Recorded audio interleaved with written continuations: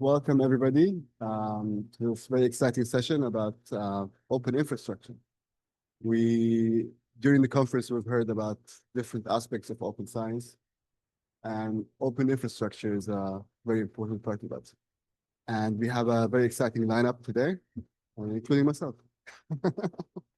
So what I'll do is each presenter will speak for a couple of minutes, and then we're going to have a panel discussion with some very exciting questions. And I do hope that think about the questions that you want to ask. Yeah, should be very fun. Now we're talking about open infrastructure. Basically, what I'll talk about first is kind of open science and open infrastructure from Qatar's perspective. So my name is Al-Walid from Qatar National Library. And this is the picture of the library, if you haven't seen it previously. You should visit. It's very nice, both daytime and nighttime. And what I want to do right now is just give kind of a snapshot of some open science activities in Qatar. And these are more of the institutional level, right? There's a lot of individual open science activity in Qatar, which I can't go into today, but I'll talk about some of the initiatives in the different institutions. So first with Qatar National Library, Qatar University, about open access publishing in Qatar, and then about what the Qatar Research and Development Council is doing. So at QNL, Qatar National Library, we have an open access program where we have different agreements with publishers so that the Qatar-based researchers are not required to pay APCs. We also have a research repository on a national level called Manara. And the idea of the research repository is to collect both traditional and non-traditional academic outputs. Anything from, of course, academic articles to books, to preprints, to videos, to sound files. It's very kind of, we're trying to get everything. And what's really, I would say, kind of a milestone for us is we got the HBKU, Hamad bin Khalifa University thesis and masters on there. We also, when it comes to open science, we tend to think about new stuff. But of course, there's the open heritage aspect, and it's to do with archival material that is no longer protected by copyright, that should also be open. And we have a digital repository of where we have tried to put more than 200,000 items on them, which will be there soon, all listed in public domain. At Qatar University, they have an open repository called QSpace, where they also basically deposit all the items in there from the faculty and students. We have some open access publishers, and I'd be interested to know, again, from Elisa later, about the Clock preservation perspective. We have HBKU Press and Qatar University Press. Both publish open access journals and books. And I think all of HBKU's journals, apart from one, Q Science Connect, is Diamond, and QU is Diamond Publishing as well. Then we have something very interesting, and it's basically Enolite. It's the QRDI Council, which is responsible for research policy and funding in Qatar. They have a platform which the idea connects different stakeholders in kind of the research ecosystem to allow them to collaborate better, and also allows for data sets publications to be visible online. What I want to say is that when it comes to different examples of open science in Qatar, everything I mentioned, from the repositories to the university presses to the platforms, whether they rely on infrastructure directly as a kind of host or use complementary services, like open infrastructure is extremely important. When it comes to QNL, we rely on the DOAJ. We visit the website on a daily basis. We rely on different, of course, different sources and different open infrastructure. For us, it's we need it. And the question that I want you to think about is, when hearing the other speakers today, can you imagine a world without open infrastructure? And how would that? When we look at open science today, we rely on many of these services, which we'll find out more about today. And without them, and therefore, again, open infrastructure is free, right? Free for the user, but they're not free to operate. And that's something, a theme that we'd like to explore today. So try to think about that. And with that, I'd like to ask Rosie Lack, the SCOS coordinator. Tell us more about SCOS and the initiative in supporting open infrastructure. Hello, everyone. So I'm Rosalie Lack. I'm the SCOS coordinator. And thank you, all of you, for introducing me, and thank you all for staying. I know it's really painful here at the last session on the last day, but I really appreciate it. And I want to thank Form and AUS for hosting. It's been really an amazing conference. I'm so glad I had the opportunity to be here with all of you. So I just want to get definitions. So what is open infrastructure? So we're all on the same page. That open infrastructure refers to essential community governed tools and services such as repositories, identifiers, discovery platforms that enable global research and scholarships to be shared, connected, sustained openly. So when we think about repositories, we just heard from Ali, we're thinking about DSpace, identifiers, we're thinking about things like ROAR or ORCID, and discovery platforms. We can think of examples there also.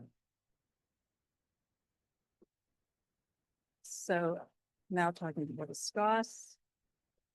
So SCOS, our aim at SCOS is to help sustain vital, non-commercial, open infrastructure that supports the implementation of open science.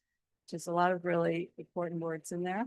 So first of all, we're looking at vital infrastructure. So at SCOS, we're choosing infrastructures that are deemed vital to the research life cycle.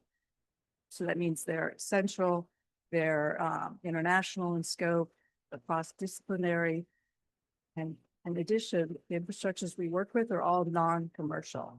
So there's no for-profit infrastructures in our suite of tools. The non-commercial, of course, the open infrastructure, and they support the implementation of open science. We feel very strongly that open science and open access must be built on open infrastructure. It's the whole package is what works, is having the open science on open infrastructure. And just background, SCOS was formed back in 2017. So who we are, SCOS is an initiative, a very small one, working within Spark Europe, which is headquartered in Europe, but we are a global initiative. So we have governance and infrastructures that cross the globe. And we have from this region, Qatar National Library, we have folks in Europe, North America, South America, Africa, and also Australia. So just again, that SCOS, we're a nonprofit organization. And one way to think about what we're doing is that we're trying to normalize the funding of open infrastructure. And again, as Al-Walid said, these infrastructures are free to use. At the point of usage, it's free, but they're not free to run. They cost their staff, there's costs to run these infrastructures. And so at SCOS, we're trying to really advocate for normalizing funding these open infrastructures the same way in your library or university, you fund other journals or other databases that you use on a regular basis. So how does it work? How does SCOS work? We have a pretty interesting model. I started a little over a year ago, and I had to really wrap my head around this model because I had never really seen one like this before. But the idea is that SCOS puts out a call every most years, and we are looking for infrastructures to apply to become SCOS endorsed infrastructures. And once those infrastructures are chosen through kind of a pretty rigorous evaluation process. So it's sort of like what I would call a 360 review.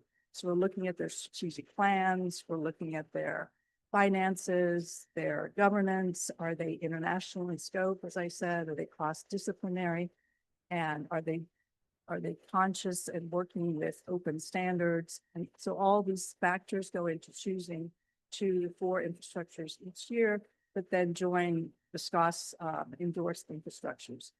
And then the way SCOS works is that we are really a facilitator. So we don't have funds to give out with you guys, but we facilitate bringing together those who are consortia or individual institutions, research funders. We help to bring them together with these infrastructures to help them to get funding, with the idea that that relationship will be built and then continue on beyond SCOS, beyond the years, and that will be a way to sustain these infrastructures over time. So just to reiterate that once an infrastructure is chosen to be in the SCOS family of infrastructures, they're essential infrastructures. You can be sure they're non-commercial, open infrastructure. This rigorous evaluation process has happened. They're essential to the open science ecosystem. They're globally recognized, widely used, driven, most importantly, and transparent governance and accountability. So this is our idea, is that there's a lot of infrastructures to be supported, and many that aren't in SCOS are also worth supporting, but we help you to make a decision of which ones you would want to support, because we have done this initial vetting process for you. So to date, we like to celebrate success. So I'm going to start with the success, which is that we have had since 2017 over 350 institutions that have pledged to these 19. We are now 19 strong. Is SCOS endorsed infrastructures from 26 countries, and the pledging has been over 7.4 million euros across 19 infrastructures.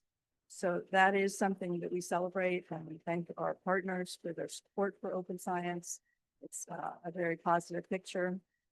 However, there is still a huge funding gap. We look at what is the target that these infrastructures need to be sustainable and to continue. There's quite a gap between what is asked and what is we've been able to get the funding. So there's still much to be done, but we still, of course, celebrate what has been done. So who to fund?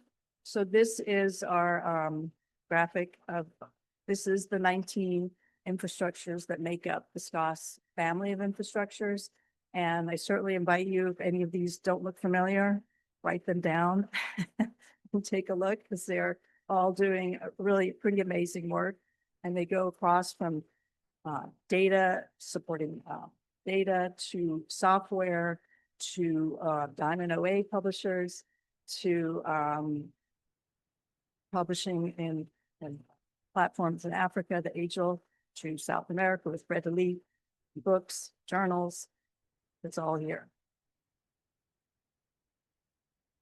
And I just want to introduce you to our newest group that have recently joined. And it's been actually pretty interesting to see how much AGEL actually has come up at this conference, and that their strength in publishing journals throughout Africa. So I encourage you to take a look at AGEL as a platform where you can publish freely. Epicence is an interesting model, one I personally actually had to learn about, of overlay journals. Folks are familiar with that, but it's a way to go from preprints to publication. So you have these preprint servers, and they create a system where researchers can review journals and review articles that are in a preprint server and collect them into a journal and publish them. So all the way along is an open access pathway. And Make Data Count is doing amazing work of recognizing data sets as outputs for research that should be counted and taken into consideration, peer review, and as any other research output. And then finally, SciPost is a Diamond open access publisher. Excuse me, I think I've gotten a little cold from these air conditioning. Turn down the air conditioning. So I'm not going to go through all these slides here, but if you will get these slides, and each of them has a nice kind of video about each of these infrastructures to so you can learn more about them. And so with that, I will stop there. And so here is my our contact information and our newsletter. And I encourage you, we will be putting out another call for infrastructures to apply to be SCOS infrastructures. And it will go out in the next couple of weeks. And we would love to see some infrastructures from this region apply and be considered to be essential SCOSS infrastructures. Yeah.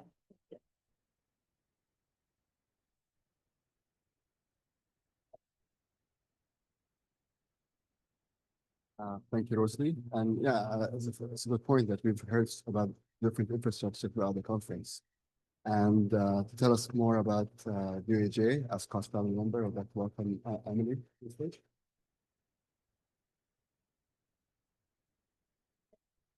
So first of all, thank you to Rosalie for agreeing to organise this roundtable panel thing. We were debating quite what it is, given the format. It's something I'd expected to be listening, and I was very excited about sitting and listening. And just a reminder that this is actually the first of a number of events that we at Form are hosting with SCOSS over the coming year. The digital programme contains the community development activities scheduled for 2026. And we've got a few things for SCOSS to really try and help spread awareness in the region, so please do take a look. Secondly, and more importantly, I am but a lowly understudy for Dr. Kamel, who is unfortunately unable to present today. As a member of the DOAJ Advisory Board, I've stepped up to present on his behalf, but as the long-term managing editor for DOAJ, his knowledge is infinitely more extensive than mine, and he'll be in the audience and will handle all the Q&A bits because I put the part out, so no, it's a question for him.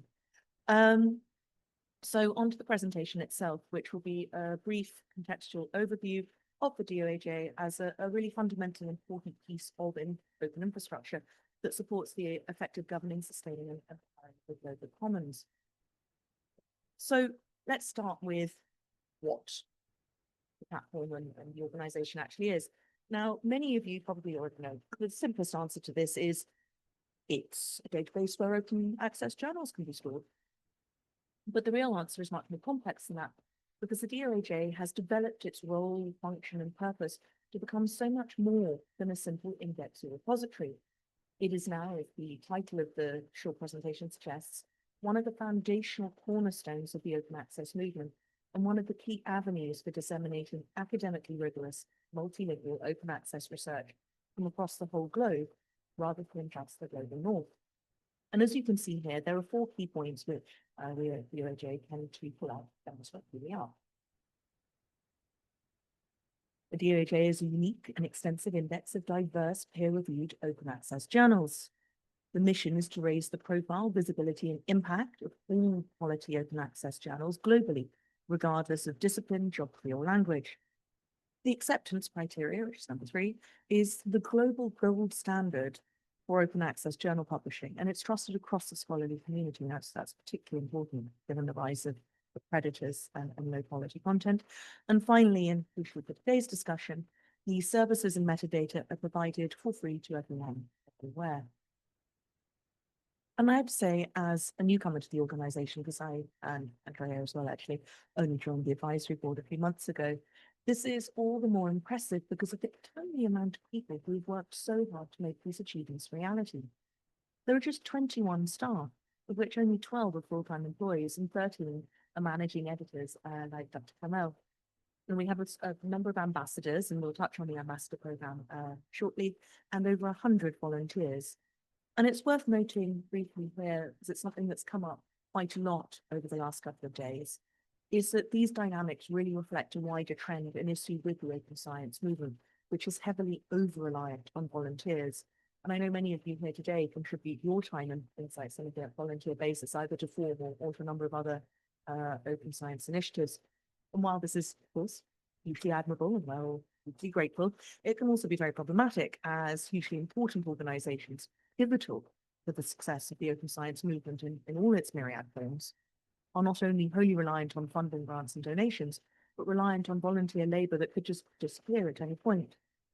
Moreover, as we'll discuss shortly, some of this infrastructure is so important, so fundamental and integral to the academic and scholarly communications ecosystems, that it becomes a very tasty looking prospect for commercial entities looking to diversify their operations via acquisitions.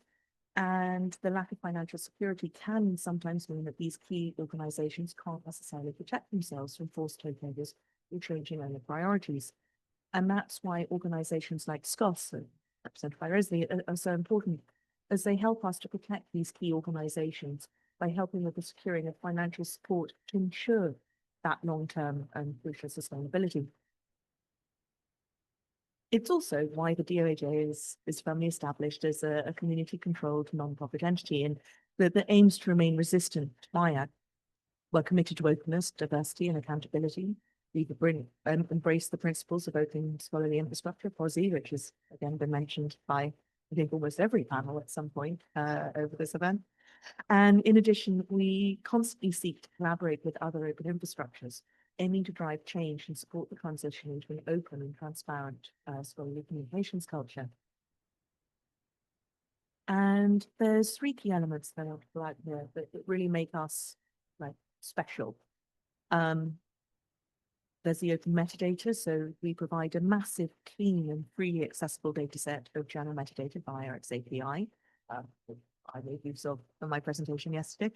And this data commons is reused by countless other services, library discovery layers, search engines, and other open science tools, which really multiply its value across the wider ecosystem. We're interoperable, and by adhering to kind of clear-cut standards, we ensure that the journals that we list can connect seamlessly with the wider scholarly infrastructure through indexing services, preservation archives, and identifier systems. And we have a community-governed model as a non-profit, community-supported initiative. We try and embrace and serve as a model of resilient, mission-aligned infrastructure to resist commercial capture, all of which, it also mentioned, factors which were supporting the suitability for SCOS when we applied many years ago. So just briefly, in case anyone here doesn't know, and I appreciate many of you here already know everything that I'm saying, but for those of you who might not, particularly those who are joining us online, just a brief recap of how the process works and what we really prioritize. While we consider all open access journals, our particular priorities are journals owned by scholarly societies and university presses, journals from areas and containing languages which are underrepresented in other databases, and diamond open access journals. And diamond's been a particular push in recent, I think, this whole year. And these journals are included in the database, and by this mechanism, they're able to really dramatically improve their global visibility and credibility, enhancing potential readership opportunities. Now, those of you that heard my presentation yesterday will appreciate that I find this slide particularly important, as the current coverage of Arab state journals is still comparatively low, in large part because awareness of the DOAJ and the benefits of inclusion in this database is often quite limited in this region. So for the benefit of anyone who hasn't heard this message yet, a brief outline of some of those benefits. Inclusion in the directory helps demonstrate that a journal has excellent publishing standards.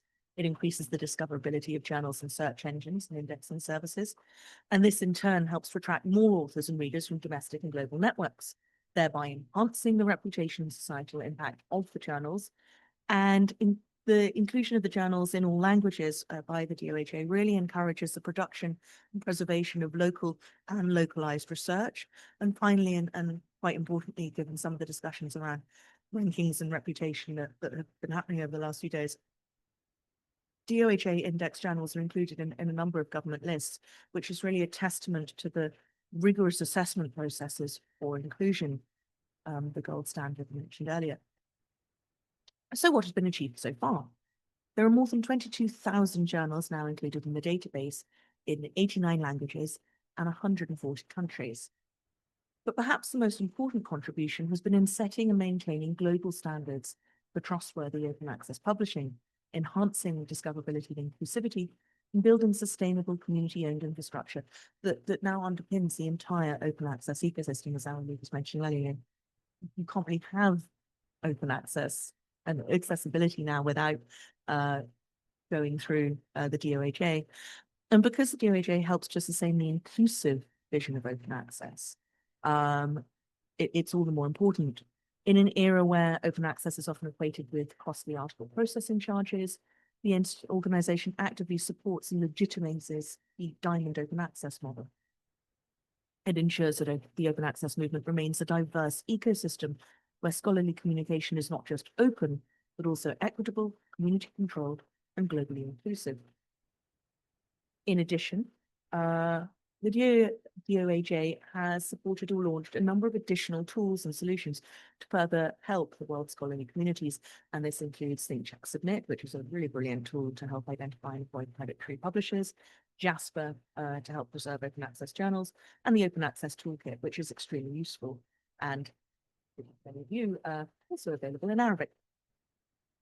And the organisation also partners with key groups such as DMAS, Almasi, and EOSC.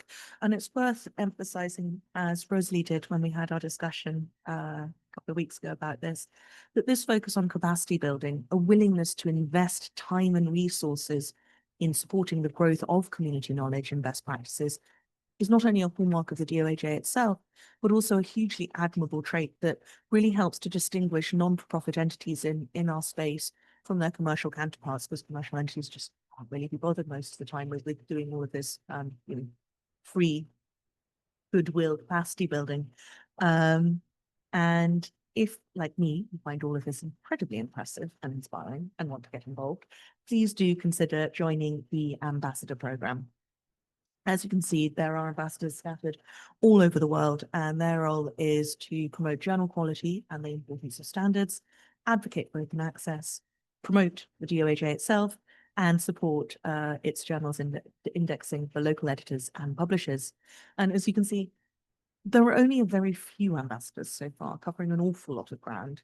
So if anyone is interested in learning more about this, please do find Dr. Kamel after this session.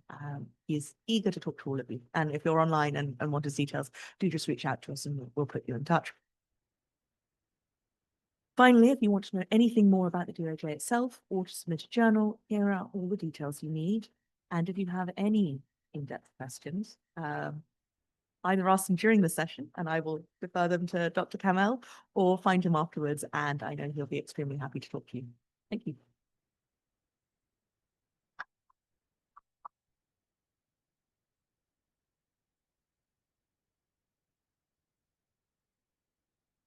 Thank you, Emily. I think we all love the DOAJ.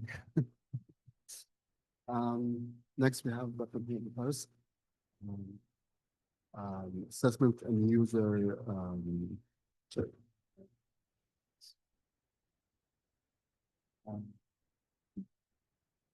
So, sorry, we have next Dr. Mohammed Faris, Assessment and User Experience Librarian at Zaid University. Please welcome Dr. Mohammed.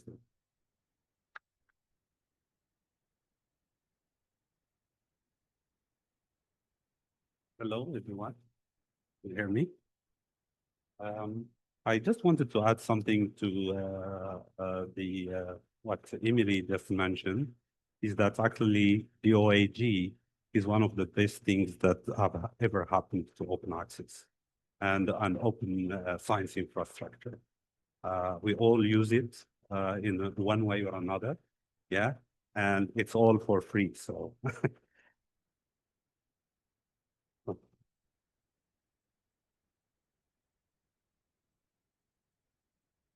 So my short talk is going to wrap up some of the things that have been mentioned, and I risk to repeat a lot of things that you have heard in the past 2 days.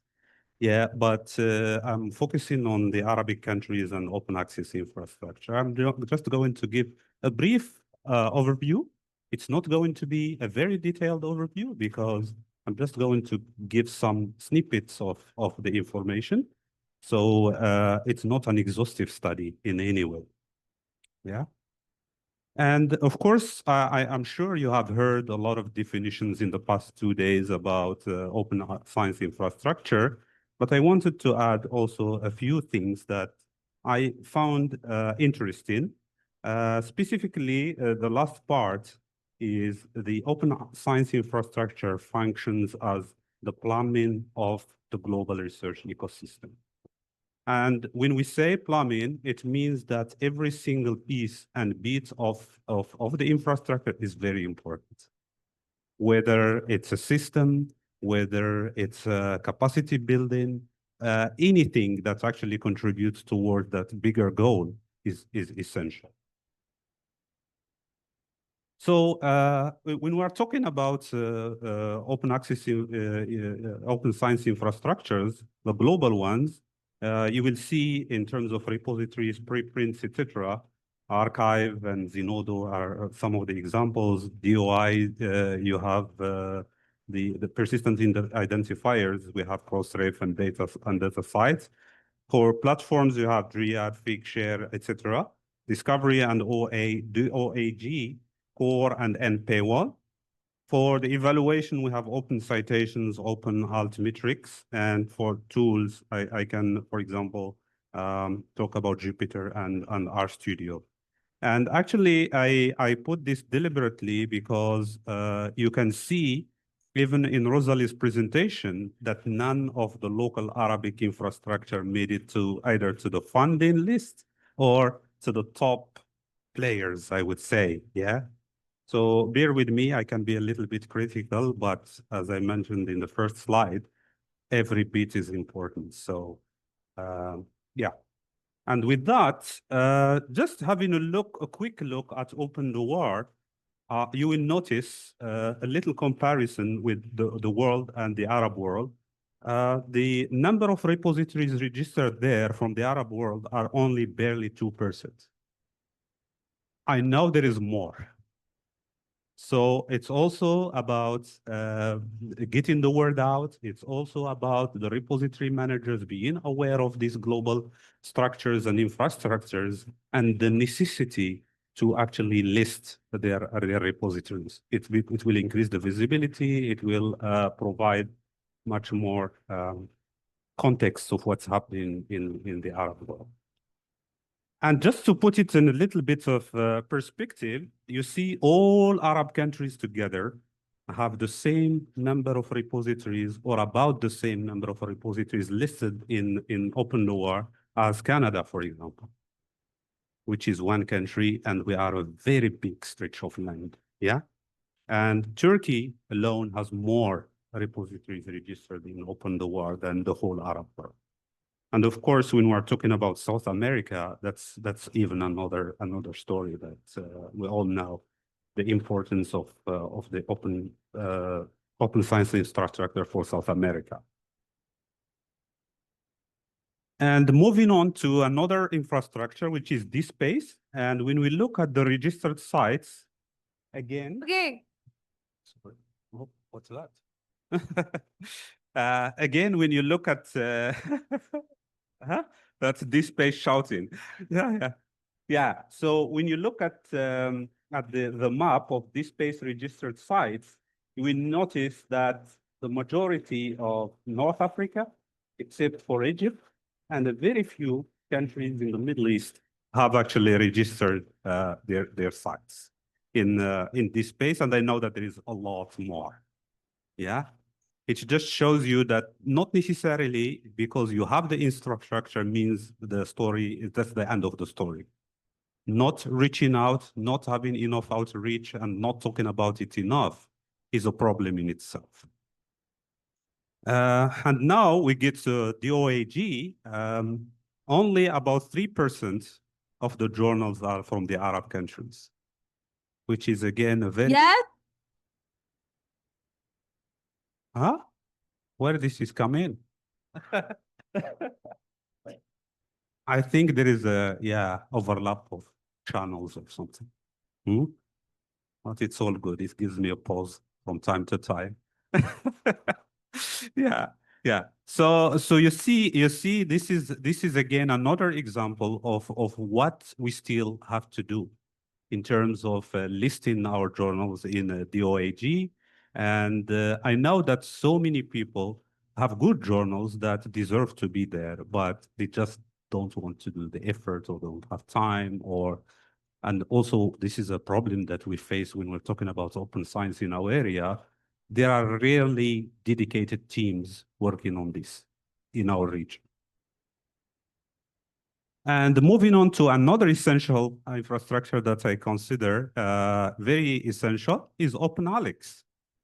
And looking at both authors and journals, only 1% is from the Arab world or the Arab countries, I would say, which was really for me disappointing because Open ALECSO is supposed to be a much more open infrastructure and which is being adopted by so many universities and increasingly being used both for research and for research evaluation.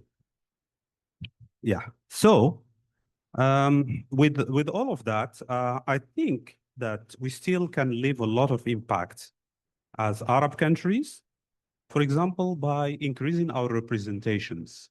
And I am giving here a few examples of DOAG, where we have Emily, Dr. Kamal, and Mahmoud Khalifa. I think you know him in Germany, Dr. Mahmoud Khalifa, who are serving in a capacity or another in the DOAG. SCOS, the same thing. Dr. Al-Walid is representing us there. And in data sites, I know that Muhammad Baisa is there and Muhammad Mustafa are representing the Arab world. But I think there is a lot of more to be done in terms of being present as experts and as specialists in these different international infrastructures. If we cannot build our own or tie our own to the global ones, we can at least try to be involved in managing the existing ones and having a voice from the Arab world.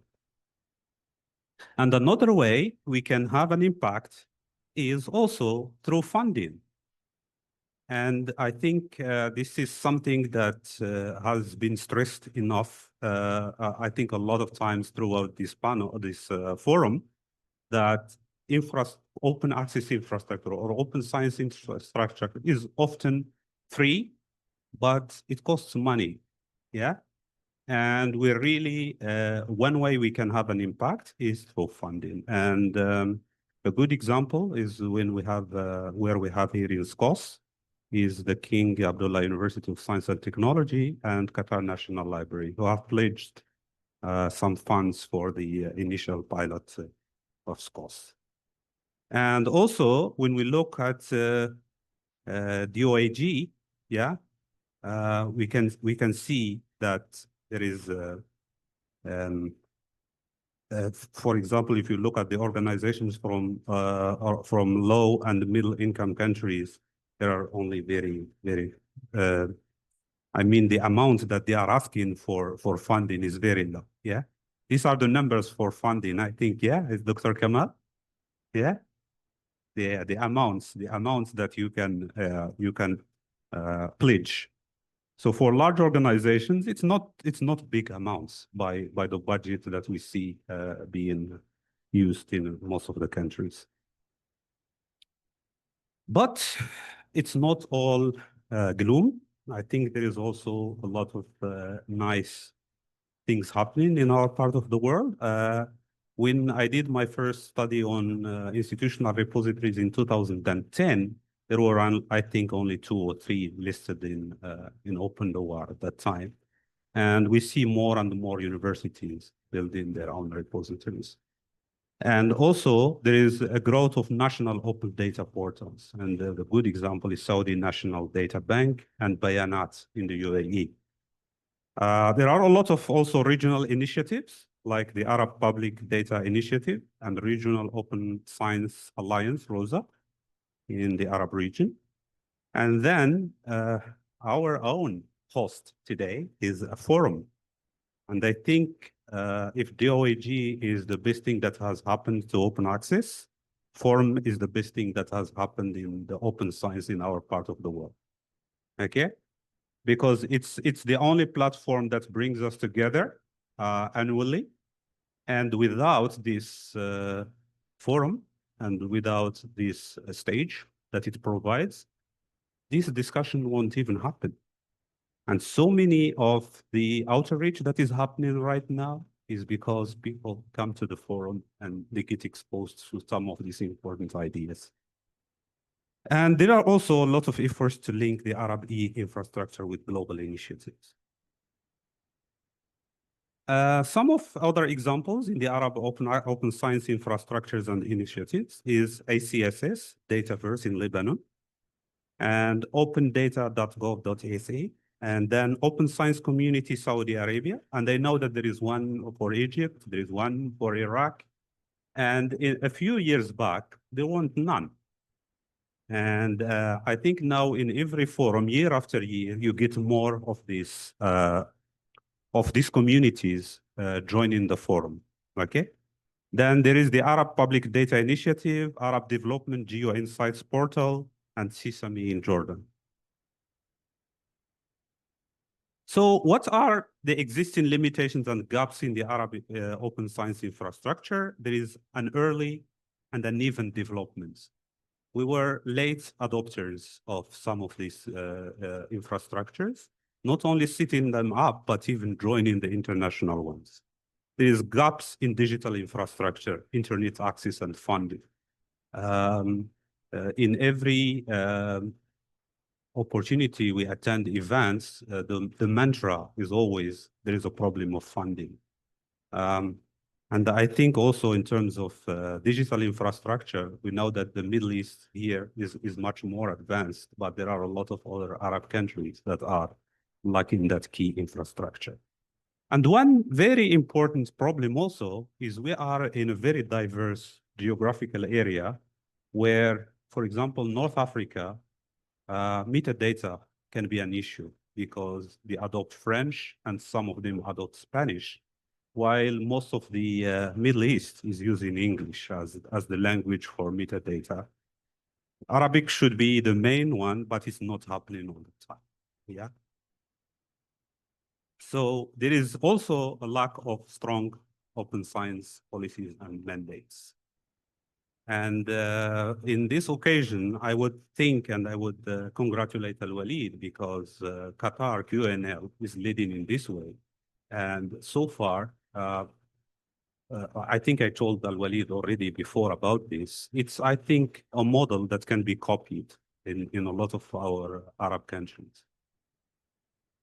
Okay, and also there is an absence of mega regional open science infrastructure. We haven't seen any actually mega regional projects that combines many Arab countries. So what are the opportunities for growth? We have heard the pain areas, and I would say that one of the things that we could do is develop strong interoperational institutional, national, and regional repositories. You don't have to say, no, I am just a small institution and I am not going to do it because or the. So if there are institutional ones, regional, maybe pan-Arab repositories, or even tie-in repositories to the global infrastructure, like the directory of open access repositories, etc. We need also to create some Arabic language or localized open science tools. And we need to build a pan-Arab data hubs and infrastructure. And there is a need to introduce clear open science mandates and policies. And we need to increase the number of events that are happening around training and capacity building.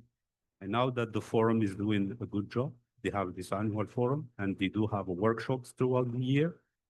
Yeah, but I think not everyone is exposed to the work of forum. And some of these efforts needs to be replicated locally in the countries. And also there is a need to promote the funding of an Arab experts present in global or open science landscape. I already covered that. And since we cannot, or sometimes we are not able to build our local infrastructure, but we can at least contribute to the growth of existing ones in different capacities. I know we have experts. Now that some institutions will also have funding. With that, I thank you very much for listening, and the floor is yours, Walid.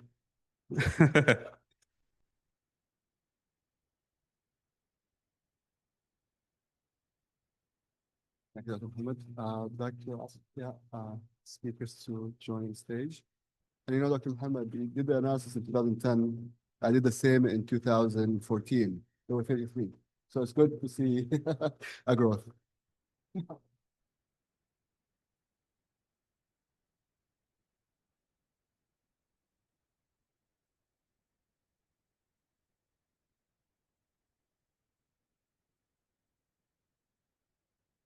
So we have a couple of minutes for questions. I'll ask.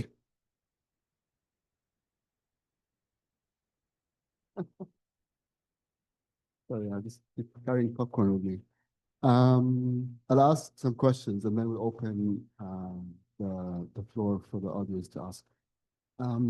So what we saw today, we went through a journey to see what at least what we're doing in Qatar, why we need open infrastructure, to talking about SCOS and how SCOS is supporting open infrastructure and funding. And then we saw about the DOAJ, and DOAJ is actually a family member of SCOS and one of kind of the success stories of how SCOS works and supporting infrastructure. And then we saw kind of a landscape of open infrastructure in the Arab world and some of the success stories, some of the challenges. So I'll start with a question for Rosa. I think there's no doubt that we need open infrastructure. That it's part of open science. We all use it. We're all using DOAJ. We heard it so many times. We use OGS, PKP, DSpace. We've heard so many. What do you think is kind of the obstacle for funding? There's a lot of funding around. We spoke about open access publishing funding. We spoke about research funding. Do you think where do we need to address the kind of the gap there, and what can SCOS do? Yeah, I don't think there's just one simple answer to that, obviously, but I do think there is just there's kind of a knowledge awareness that needs to happen. You know, infrastructure is the plumbing. I mean, whoever thinks about their plumbing until it doesn't work, and then you think about it. And so I think there's a lack of awareness that these infrastructures need support and ongoing support. And I mean, even something like DOAJ or Archive, you'd be amazed that the ongoing support is really still needed and how fragile some of these infrastructures are, and we depend on them so heavily. But I do also think that our budgets and our universities and our libraries are so set in this for-profit commercial model that we're really going to need to shift budgets. You know, the money that we're spending on these big deals has to move elsewhere. I mean, I really think that's a big, and that's the ideal, is because there's not going to maybe no extra money. We need to move the money that we have from where we're spending it to these open infrastructures and open access initiatives. So maybe just a quick follow-up. I mean, what kind of money amounts are we talking about here? So just we can have some perspective. Let's say an institution in the EU, in Qatar, wants to support an infrastructure. My thought was always like a small amount goes a long way. Is that kind of I mean, I do think that we have a model at SCOS where it's like if everyone just contributed a little bit, we would be there. You know, obviously we wouldn't mind if somebody contributed a lot. We'll take that too. But the idea is that these are community-led and community used resources. And if we all just commit a small amount of our budgets to these infrastructures that we're using, then we would be there. And I think we saw the numbers of DOAJ. We're talking, you know, could be from a couple $100. We had people pledge $400 or $500 or euros, and up to 3,000 or 4,000 over 3 years. So it's not large monies, but it's consistent monies that these infrastructures they can plan and they know what's happening with their budgets going forward. Yeah, thanks. And that sounds like very similar to a one APC. He can do it, but this. I should say my our director Vanessa Proudman will say that it's as much as one APC. Think about that. I'll go with Dr. Muhammad. You mentioned kind of the gap in infrastructure coming from the region. You showed some examples.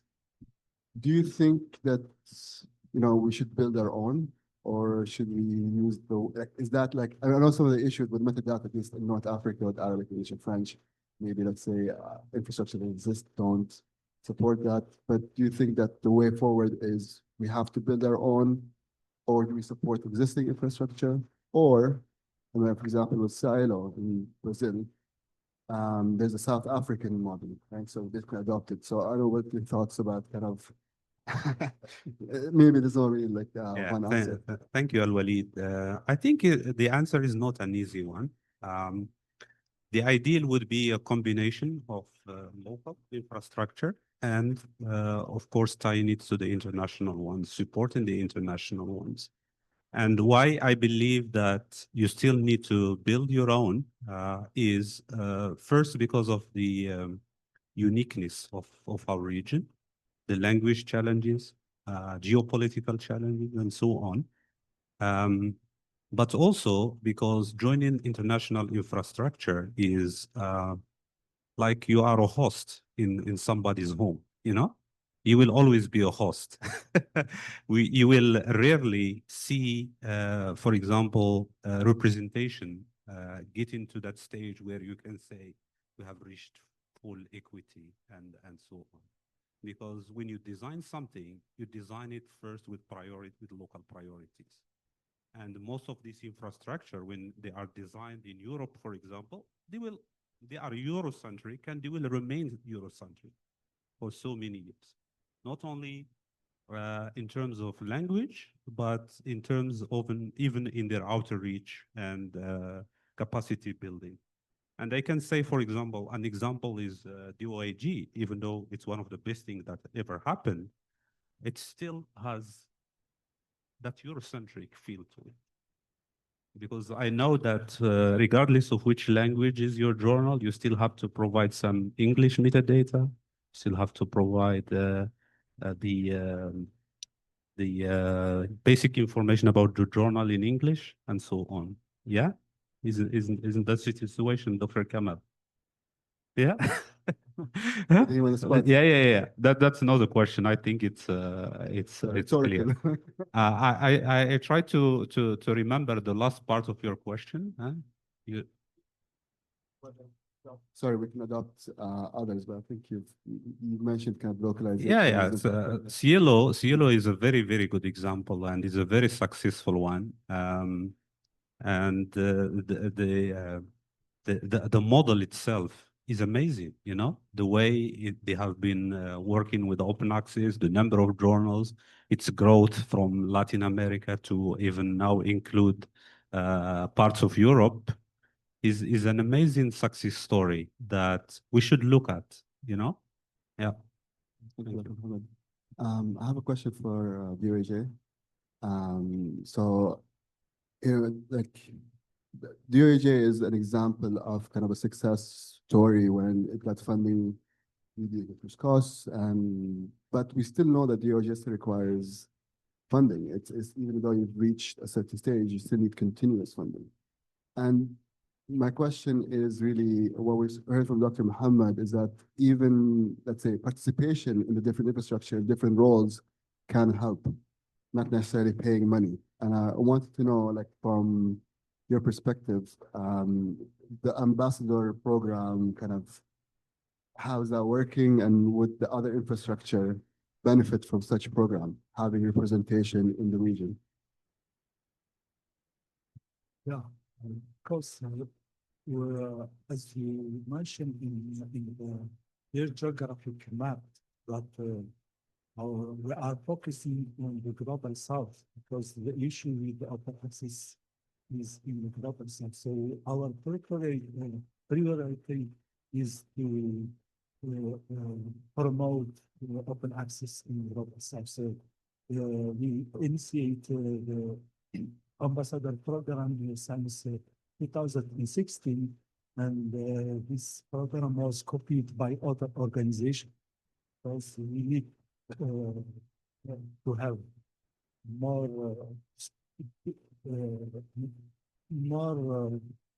visibility for local journals without regarding the language, as we mentioned in our slides later, that we indexed from 22,000 of journals in 80 languages. So Douage is a signatory of the multi-language. So we promote local language without regarding English as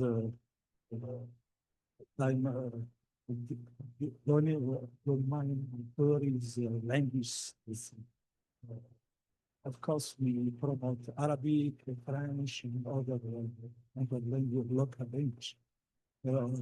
Budgets, as we mentioned in our slide, that the staff is based on the voluntary work. More than 100 the associate editors works for free with the reviewing application received globally from them. So we are practicing on the global south to have more visibility for local. We know that the big publishers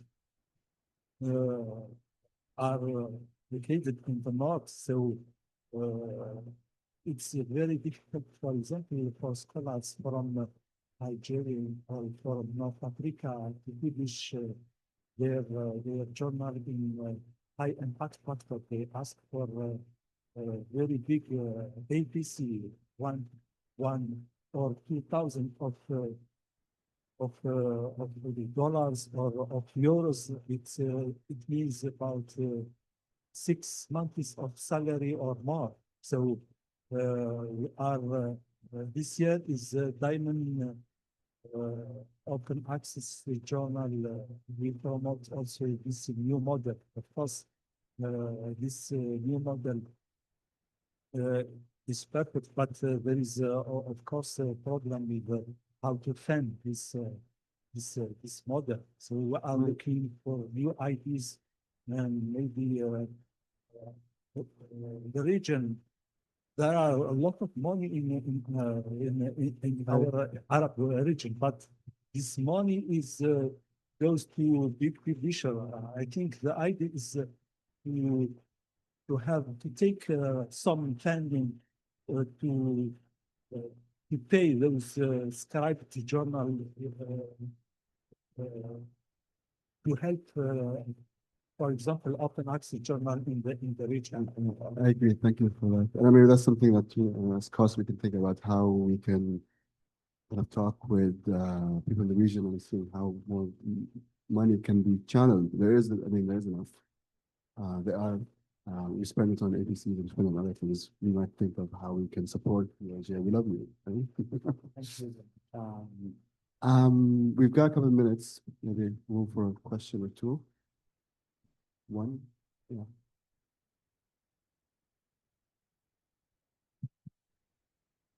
Thank you all for the very informative presentations. I have a question to Rosalina. Do you think convincing the decision makers that the importance of open access, especially in the education, don't you think this is part of the infrastructure? Do you work on this? Will you just work on providing the maybe the software services? I think we still need a lot for advocacy with the decision maker, especially in the education. As far as I know, only one Arab university opened declared itself as an open support, which is CAUST. So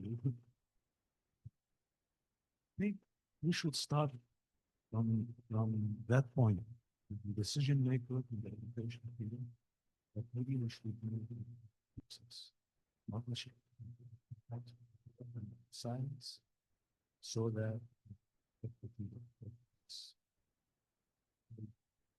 citizens encouraged with education, content. So I think part of the infrastructure is also awareness, especially for leaders. Yeah, that is just nicely articulated that I know we could get in our own kind of silo of open infrastructure, but we are part of a larger open science ecosystem. And we need to position ourselves and our advocacy in those ways. And you're exactly right. We really have to get at the decision makers or the money decision makers, the people with the budget decisions to be made. Yeah, I couldn't agree more. That was nicely said. Thank you. You have time for any more questions? Do you have any questions?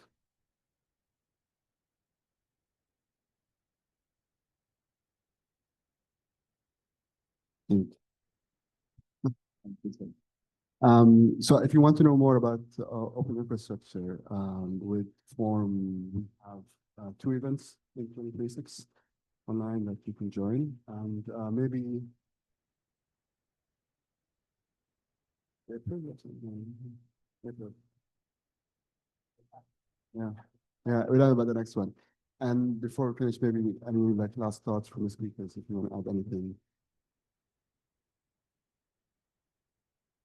Take home message. What's the take home message? Introduce yourself to the 19 strong SCOS infrastructures, take a look at them, and hopefully consider supporting the ones that you're using. Thank you. I don't have anything to add, but I would like to thank you, Dr. Walid, Emily, and Forum, and of course, Kara, for hosting us. And I hope there will be something similar for so many years to come. And I think, as an answer to Dr. Imad's comment, this is how it happens. And with Forum now being on the 4th year, it means that at least part of the population is listening. And if they can convey the message to their institutions and their decision makers, that's already a very good step forward. Thank you. I think we have to wrap up. Thank you all the speakers. I do agree Forum is one of the best things that happened to open science. So thank you. And yeah, oh yeah, and we look forward to seeing you next year. Thank you so much. Thanks.